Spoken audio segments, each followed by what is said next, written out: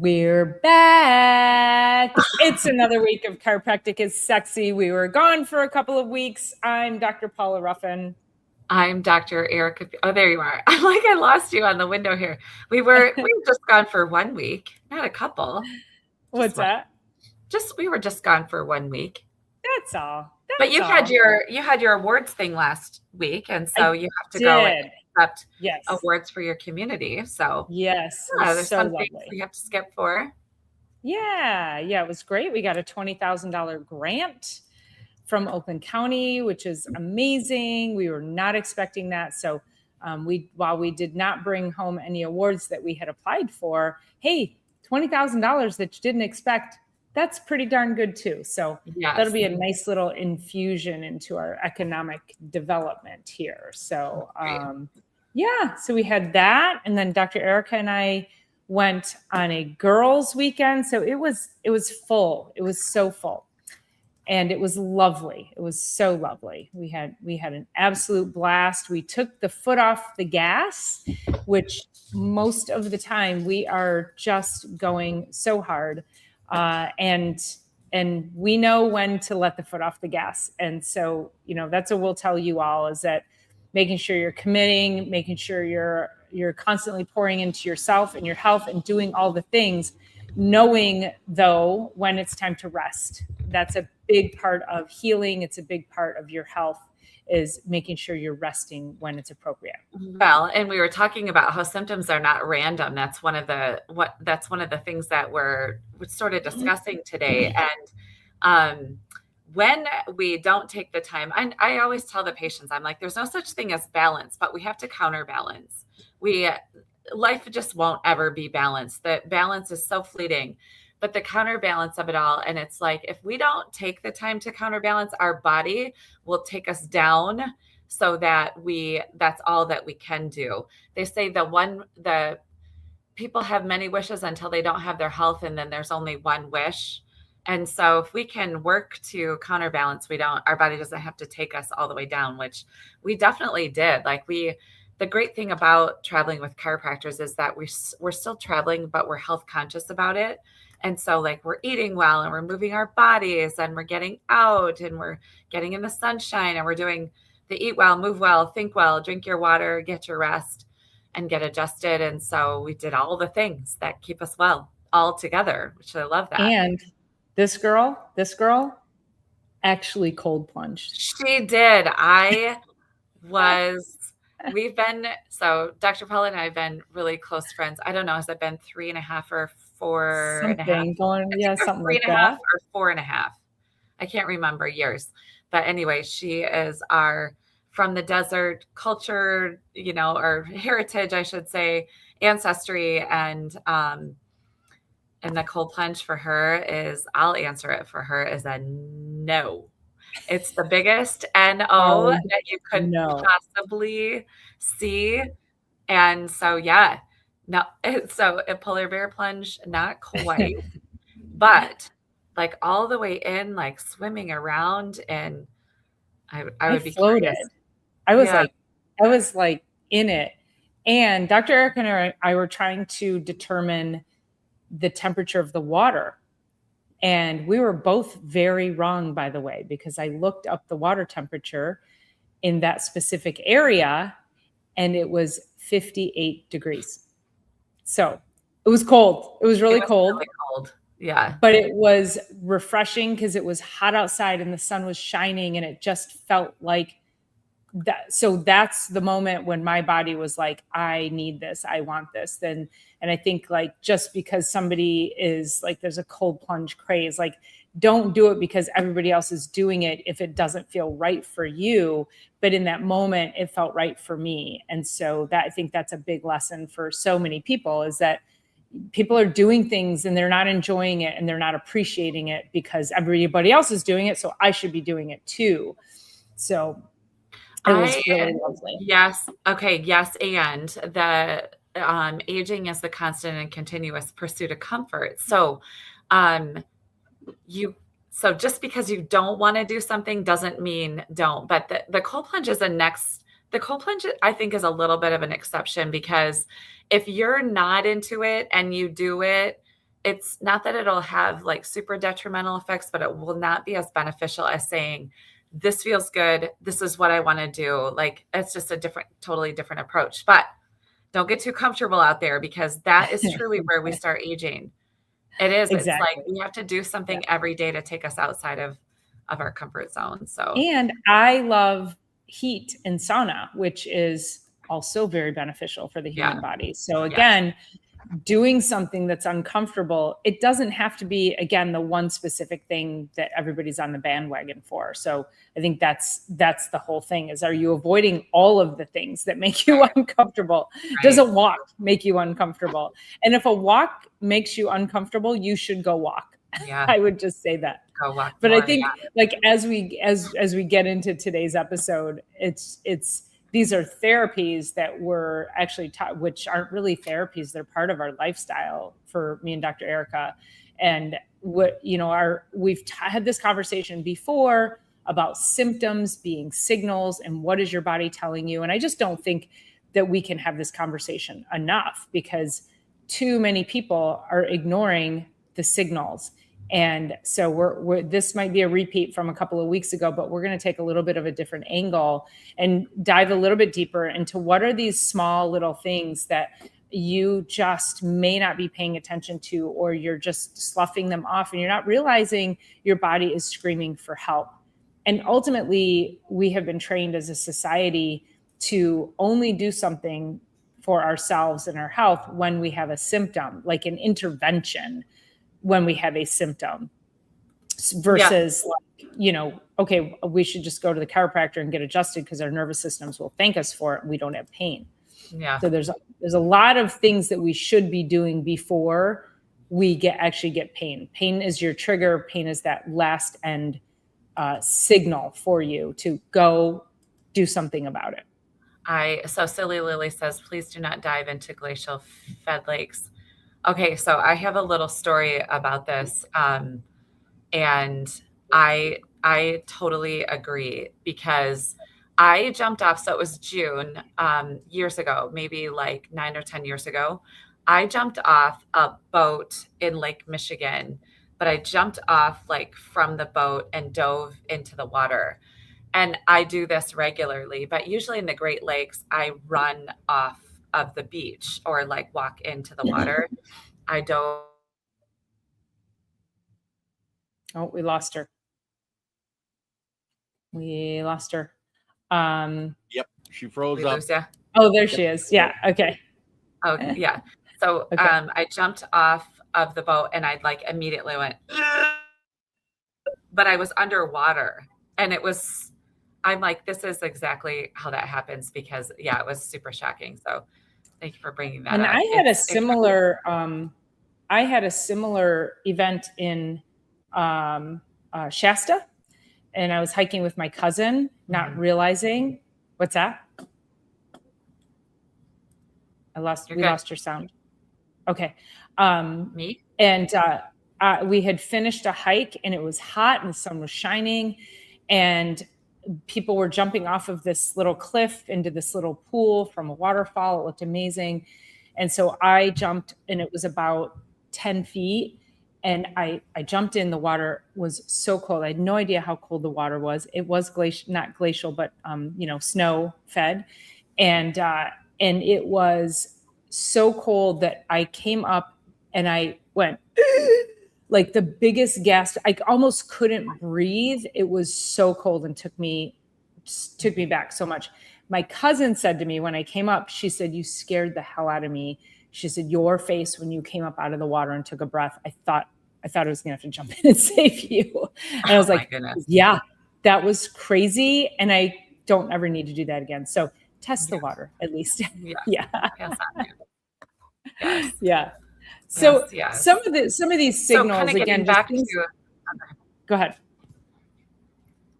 Oh, I was going to say, just getting back to, we were talking about symptoms and that they're not random and that our body's speaking to us, right? So we talk a lot about if our check engine light came on in our car, we wouldn't do very much more before we would go to get it managed. And I know we had mentioned that a little while ago. And also with our body. Same. It's the same Well, thing. and yesterday like I had a, wait, do we have a delay? You must have a delay. Go ahead. Yeah, Okay. there is a delay. Erica, if you can jump off, jump back on, it should sync back up. Okay. Okay. So yesterday I got in my car and I went to the gym. And the first thing I noticed as I got to the first stop sign in my subdivision was that my brake was grinding and it sounded like my right front brake. And I thought, oh my goodness, awesome. Welcome back. And I thought, oh my gosh, my brakes. So yesterday my brakes started grinding and, I'm like, oh my God, I don't want to have to get new brakes. So I go to the gym and I went over to the auto shop afterwards and I got a quote of $650 from 2 different shops to redo my front brakes because then they want to redo your rotors as well. So my daughter says, no, I can get my friend to do it because he's a shop guy. I was like, okay. So it was $80 for the brakes. And he came over and they took my car and fixed my brakes. Well, here's the lesson is that my brakes were grinding. I didn't turn up the music so I wouldn't hear them. We don't do that. I immediately went and tried to figure out what the problem was and I got it resolved. But yeah, you don't, we do put the tape over the check engine light. Do you just turn the music up so you don't hear things? Do you just pull a little harder on the wheel when it needs a front end alignment because you're like, oh, it's fine? Our bodies are no different. In fact, we pay more attention to our vehicles than we do to our bodies. And we have far more, we allow our bodies to do far more before we do anything about it. And I think that's what we have to shift. Yeah, no, I was thinking about this patient was just in and she said, and she comes about every 2 to 3 weeks and she's been here for, I don't even know when her first visit was, a long time ago. And she said, yesterday I got a headache and she's like, I just knew I should be in. Let's see, her visit was 2015, so she's been here a long time.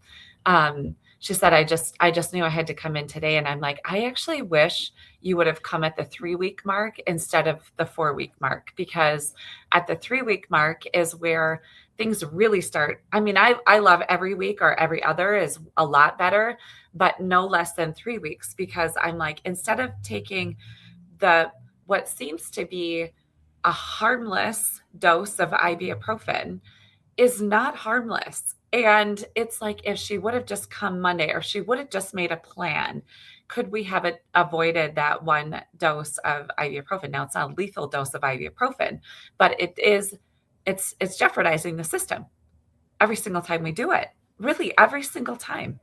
And it's just the buildup actually take your organs down. So let's just work towards listening to the body and then knowing that let's keep something going so that we eat well, move well, think well, drink your water, get your rest, get adjusted, like keep that going, keep those things going on no matter what, and find a plan that keeps you ahead of it all. Yeah. And I think it's also understanding what some signals are. One of the things that many people don't know, which I'm quick to point out, is I have so many patients, a lot of them younger, and they have the, I'll just call them chicken bumps, because that's what most people call them, on the backs of their arms. Do you have that? Not you, Dr. Erica, but people listening. Do you have chicken bumps on the back of your arms? That is food allergy. That is food sensitivity. Your body doesn't like something, and it's coming out in skin form. Eczema, psoriasis, all of those skin conditions, your body is trying to detoxify something that it does not like. That is a massive signal. But what do we do? Even like acne on the face, what do? We put something on our skin or we ignore it. And it's not coming from the skin. It's not coming from the outside.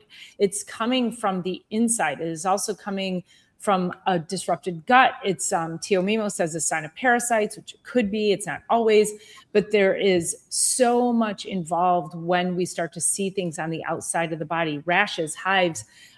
Erica, I'm sure you also see people, they come in and they have this redness on their neck, which is different from rosacea on the cheeks, but they think it's just normal. That's just how I am. It's not how you are. Your body is struggling. It's a signal. But I don't think enough people talk about this, so they don't see it as a problem. But if they have rosacea and they're like, I'm tired of this rosacea, then they go and the doctor gives them a topical treatment. It's not coming from the outer surface. It's coming from the inside trying to express its way out. Right. And I mean, our skin in particular is such a loudspeaker of what's going on. Also, our hair too, and our nails, like those kinds of sort of, you know, I just want to call it like accessory, not that it's accessory stuff, but when we think about hair, skin, and nails, it can be a real loudspeaker of what is going on the inside. And so especially the skin in particular is a loud speaker for the digestive system. And when things are not moving through the digestive system very well, then they'll be expressed out through the skin.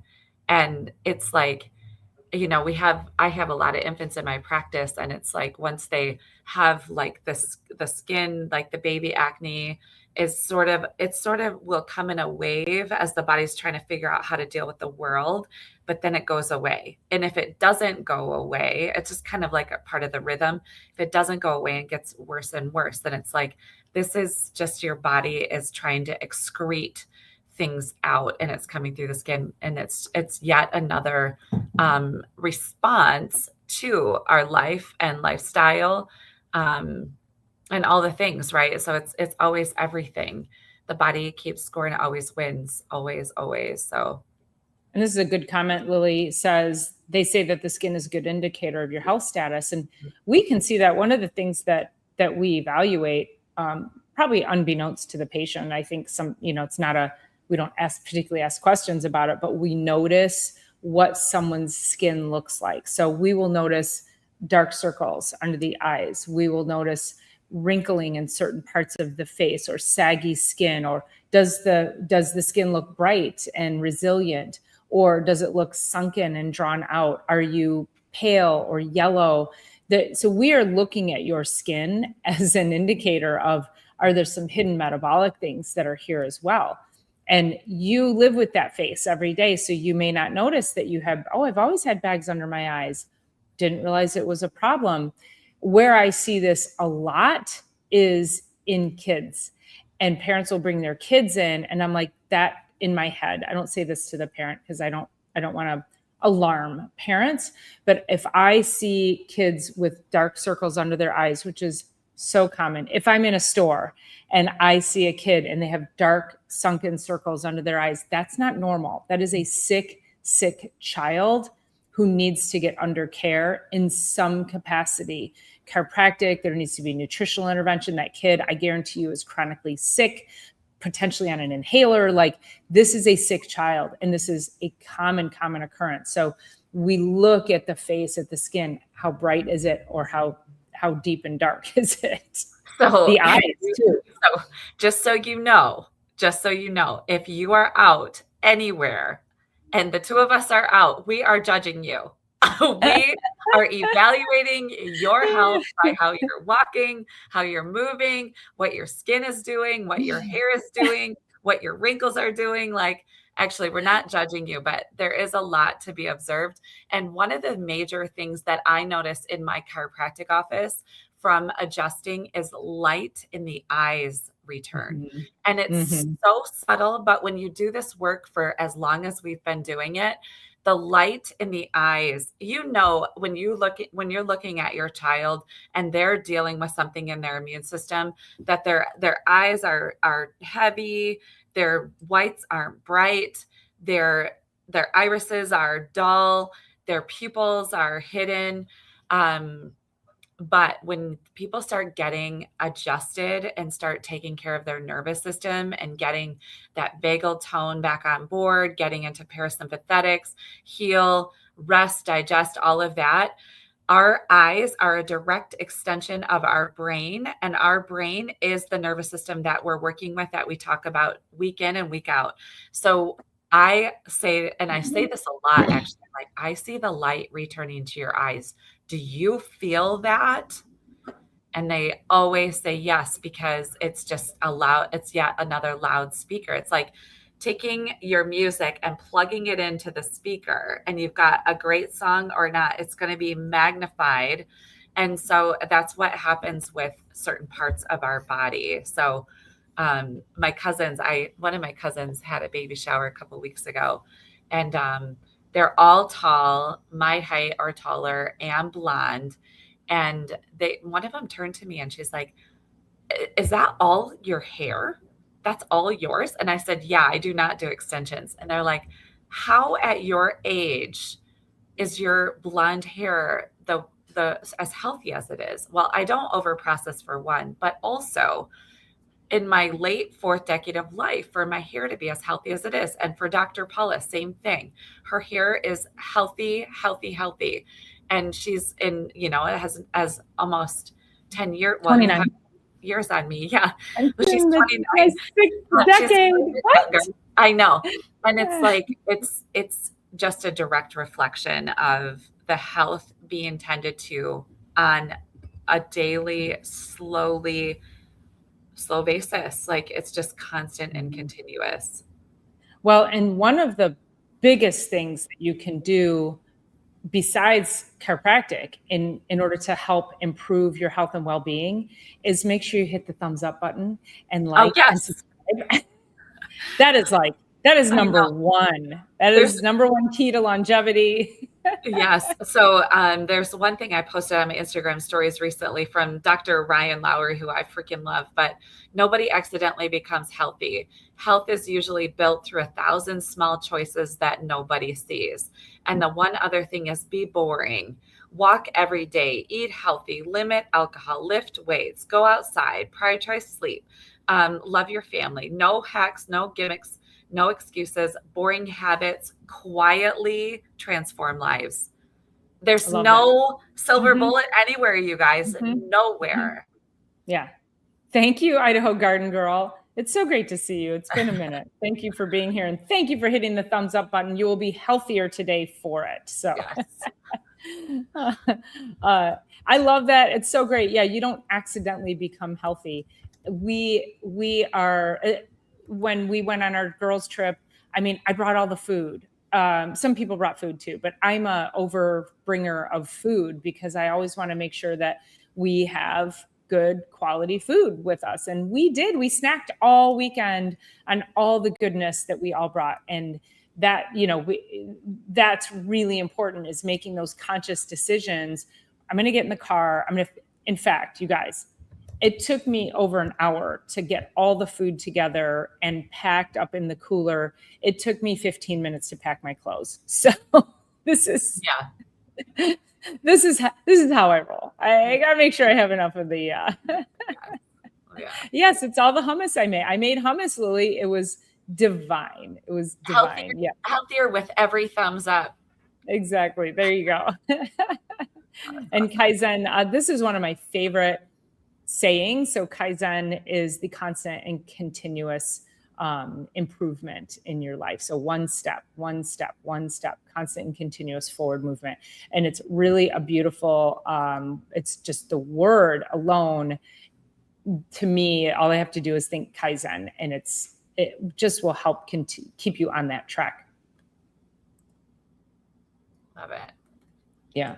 I did have a patient who, came to me for nutrition and has been sick, not by medical standards, but she doesn't feel well. She's turning 60, doesn't feel well. Her health is not, she's doesn't sleep well. She has no libido. Her hormones are messed up. So she's been to, medical, like through the mill, and they can't find anything wrong. Shocker. And so she comes to me and I do my evaluation. I send her the write-up and she replies with, "Wow, that's a lot." And I said, "I know. It's a lot because it's different. It's not what you've been doing that's kept you in this sort of subclinical sickness. And that subclinical sort of purgatory of health is like, you're not getting out of that unless you do something dramatically different to move the needle forward. And you cannot expect to get healthy with the same habits that made you sick. And now she doesn't necessarily think she's sick because she's not sick according to medicine. So I now have to try to talk to her about what this actually means for her. Why would she spend time and money doing what I've just asked her to do when I know it's going to move her out of this like subclinical sickness purgatory that I can change her life. I know that for an absolute fact, but it requires some commitment, and you just have to start. You got to start somewhere. So do it, get adjusted. Yes. Yeah. Tio wants to say, who has the VW bus? That's Dr. Erica. I've got two, and you know, as I think about which part of our 6 things that we talk about all the time does the Volkswagen bus fit into, and it's positive mental attitude. It is literally like driving around sunshine and happiness. It's very challenging. It's very present time consciousness driving. Like it's all of that. But yeah, it's like sunshine on the road. So that actually adds to my health. So we had so much fun. It was a lot of fun. Tio, you must be following us on Instagram or something. So because we haven't really posted. I don't think we've posted anything on YouTube, but yeah. But yeah, it was fun. And I think too, you know, we've talked about this many, many times, is joy and happiness and connection and friendships. And that is everything we experienced this weekend. And 2 of the people who were with us on this weekend, I had never met in person, you guys.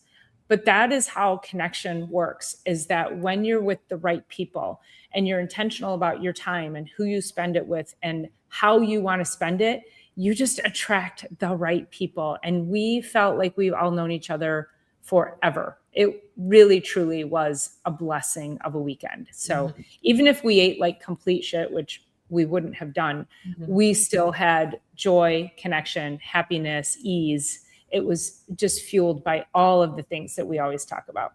Yeah, no, it's great. It's really great. I was thinking about, so I just started a new patient this morning, and she's been a therapist for a really long time, and she is sitting long hours. So there's that. So musculoskeletally, she has patterns in her system and in her spine and in her body that's integrated, and over repeat time. What have we got here? Doctors keep telling me I'm ultra healthy. Yeah. Oh, so anyway, when she got off the table after, first she was nervous about getting adjusted, even though she's known about my work for years and years and years. She got off the table and she's like, I was talking to her about the vagal tone and of the body and all the things and how it helps so much. And she's like, I feel after her first day, I feel like I am like clearer seeing. And so anyway, it's just, we see and hear these things all day long and just kind of take them for granted because the body is self-healing, self-regulating,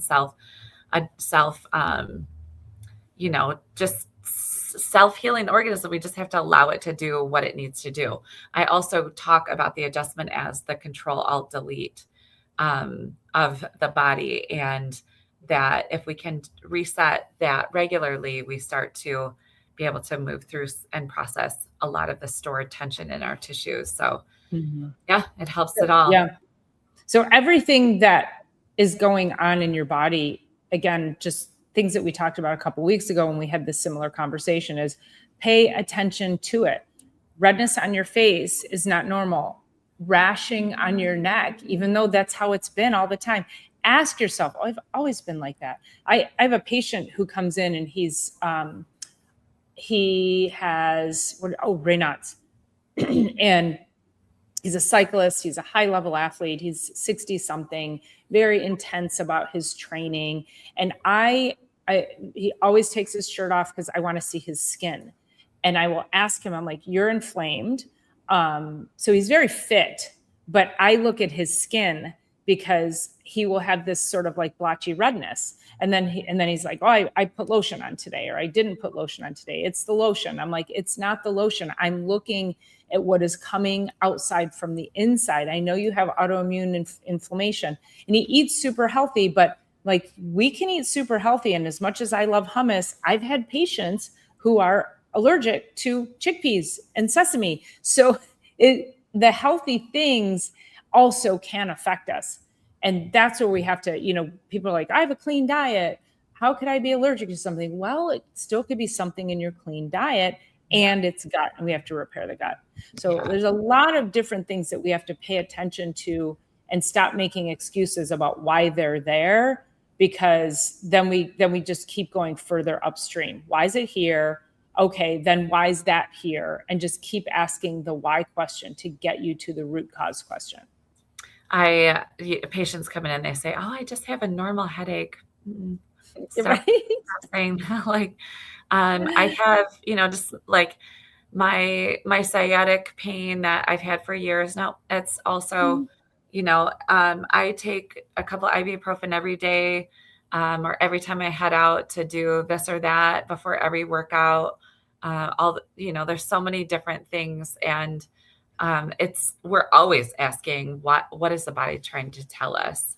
And the other thing I was thinking about too is, as we were leading up to that weekend, of course we wanted to nourish ourselves well, but we handled the weekend so well. Like, a lot of people, even when they travel, like, they come back with the sniffles, or they come back and they're, just can't go on with their days, or they need a vacation from their vacation. And it's so nice to be with people that are so respectful of what they're doing with their body, what they're putting in their body.